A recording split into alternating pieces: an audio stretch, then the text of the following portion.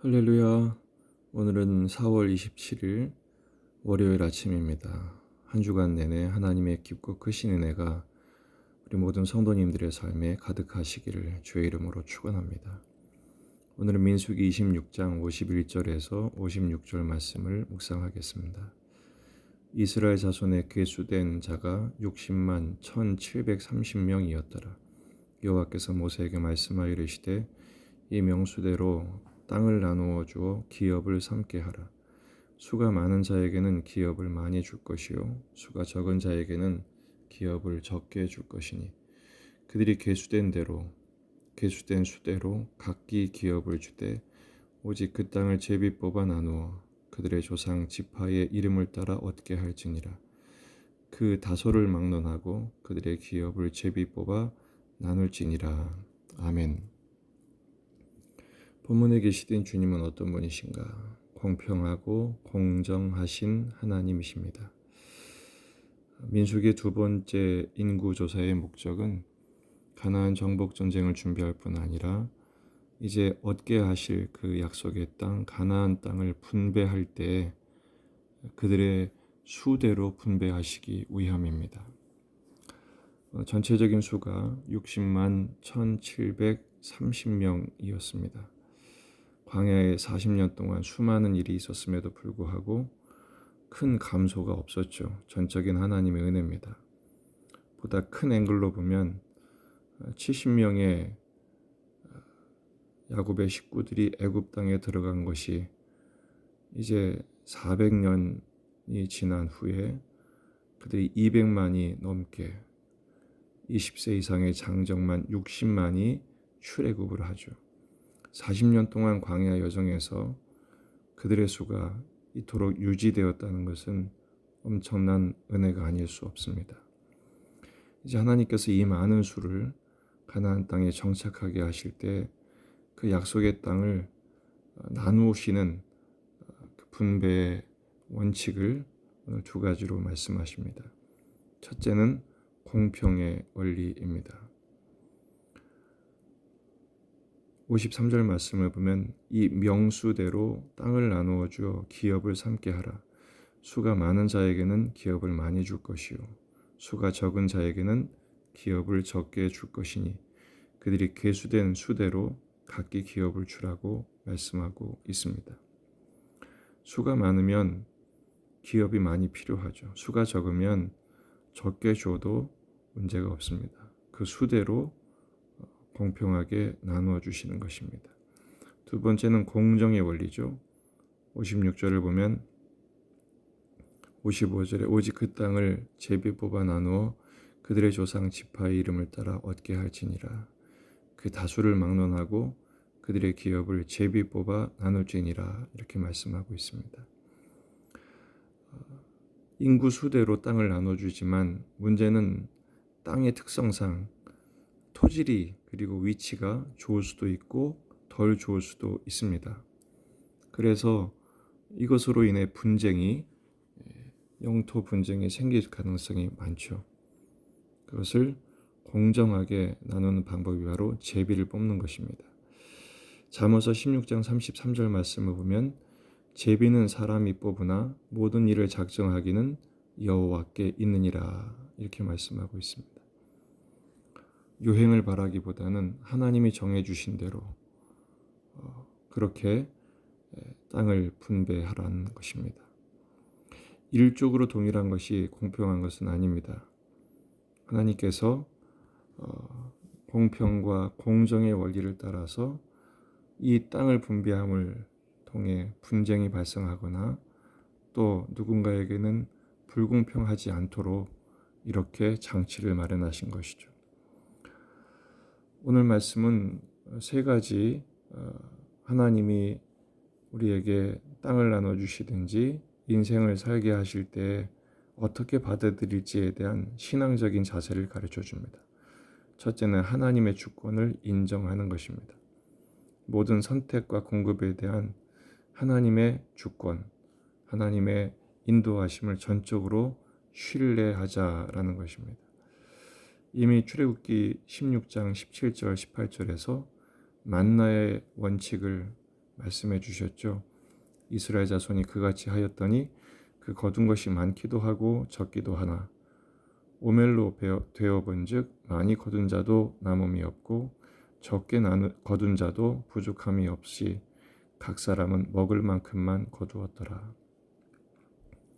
어떤 사람은 손이 빨라서 또 손이 커서 많이 거둘 수도 있지만 많이 거둔다고 남지도 않고, 어떤 사람은 손이 작고 또 느려서 적게 거두게 되지만 부족하지도 않게 하시는 것이 하나님의 베푸심의 원리입니다.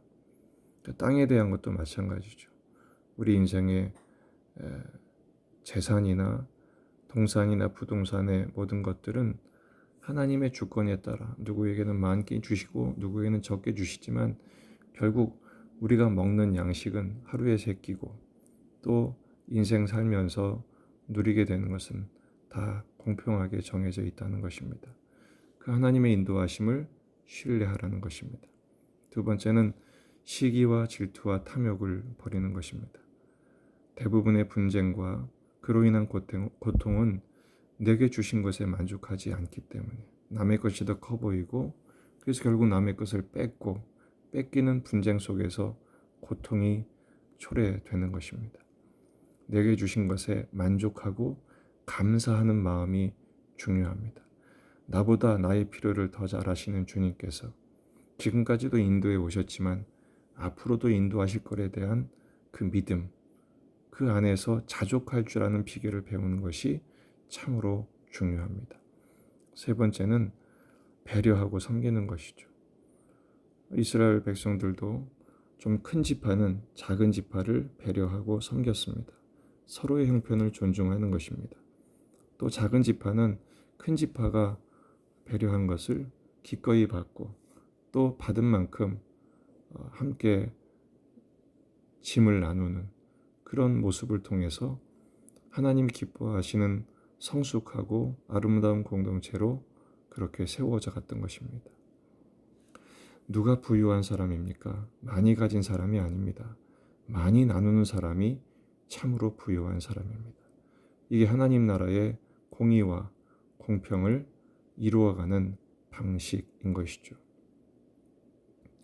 이 말씀을 2가지로 정리해서 적용하고 우리의 기도 제목으로 삼기로 합니다. 첫째는 오늘의 형편을 하나님의 인도하심으로 믿음으로 받아들여 감사하자라는 것입니다. 모든 형편은 하나님의 인도하심의 결과입니다. 어떤 사람은 더 많을 수도 있고 어떤 사람은 많이 적을 수도 있습니다. 하지만 주권적인 인도하심 속에 있다고 믿고 그 하나님의 인도하심, 여기서 끝나는 것이 아니라 앞으로 계속 인도하실 것을 바라보는 것이죠. 지금까지 주신 것도 감사하지만 앞으로 주실 것에 대한 기대가 있기 때문에 또 감사할 수 있는 것입니다. 디모데전서 4장 4절, 하나님께서 지으신 모든 것이 선함에 감사함으로 받으면 버릴 것이 없나니. 그래서 주님은 우리에게 항상 기뻐하라, 쉬지 말고 기도하라, 범사에 감사하라고 말씀하신 것입니다. 하나님을 신뢰하기 때문에 감사할 수 있는 믿음을 간구하십시다. 그리고 그 감사를 구사하고 감사를 실천할 때 어려운 중에도 주님이 풍성한 삶을 누리게 하시며 또 넉넉한 중에 다른 사람을 감사케 하는 삶을 살게 될 것입니다. 두 번째는 돌봄과 섬김의 사명이 있다는 것을 잊지 마십시다.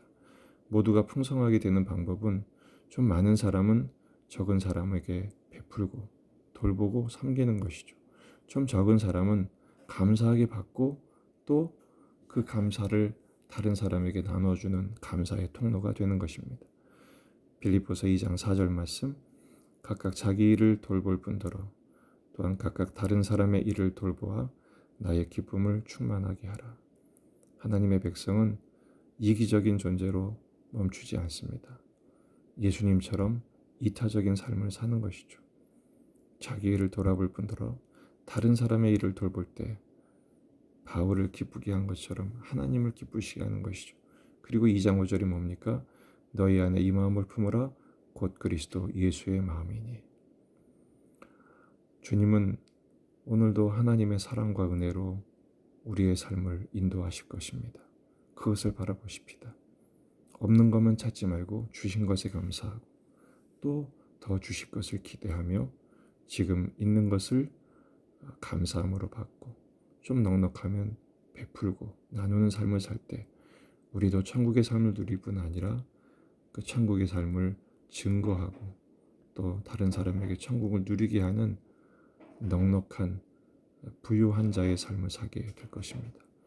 오늘 하나님의 인도하심을 따라 지금까지도 인도하신 하나님 오늘도 인도하시고 내일도 넉넉하게 인도하실 것을 믿고 바라보며 오늘 하루 그 주님과 함께 더불어 동행하는 또 이번 한 주간 주님과 함께 우리의 인생을 복되게 하실 주님을 바라보고 신뢰하며 따르며 순종하는 복된 삶이 되기를 주의 이름으로 축원합니다.